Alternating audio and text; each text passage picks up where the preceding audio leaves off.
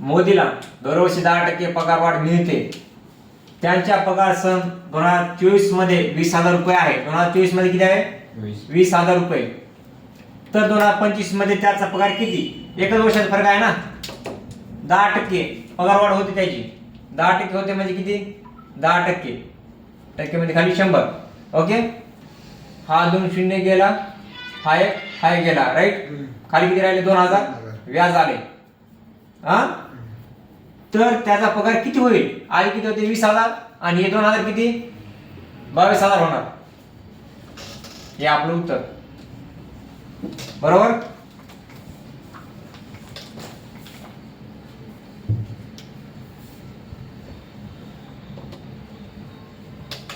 याचं उत्तर किती?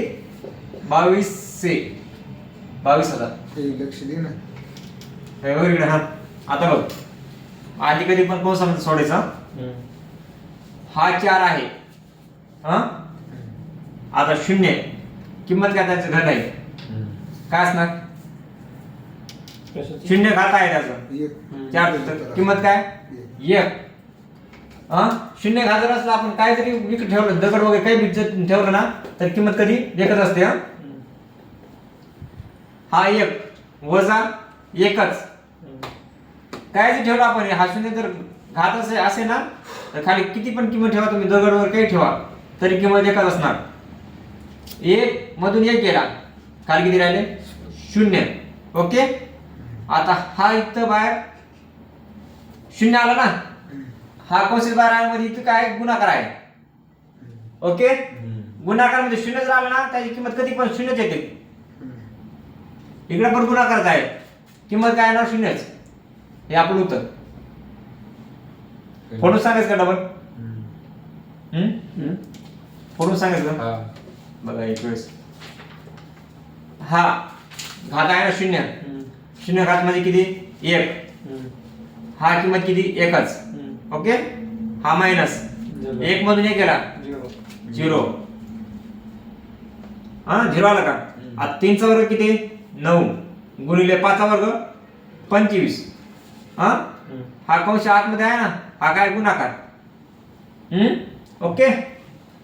आजचा बघा 25 0 0 आणि 9 0 0. उत्तर काय येणार?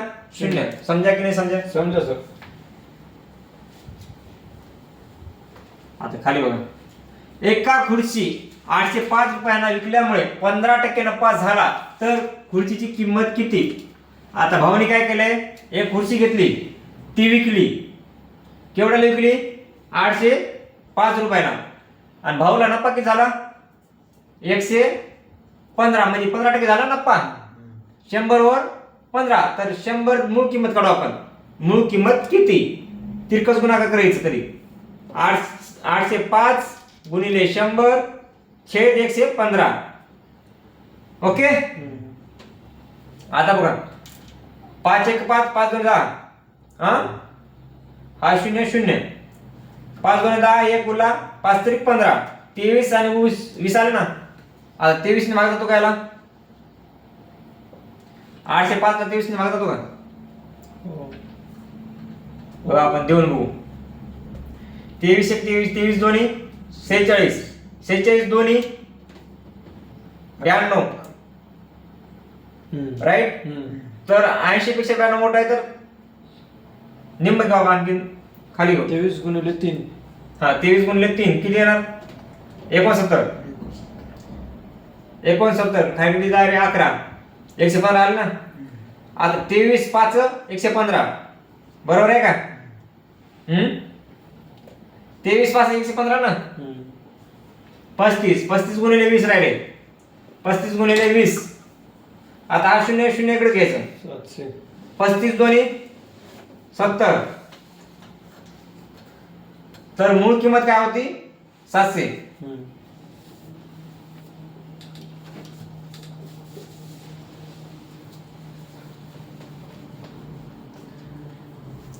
पन्नास सेकंद व 5 मिनिटे यांचे गुणोत्तर किती?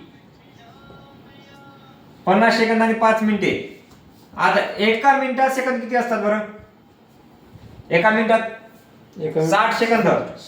तर 5 मिनिटात सेकंद किती? 300. 300 सेकंद. आणि इकडे किती दिले? 50. 50 एक 50 50 सक 300.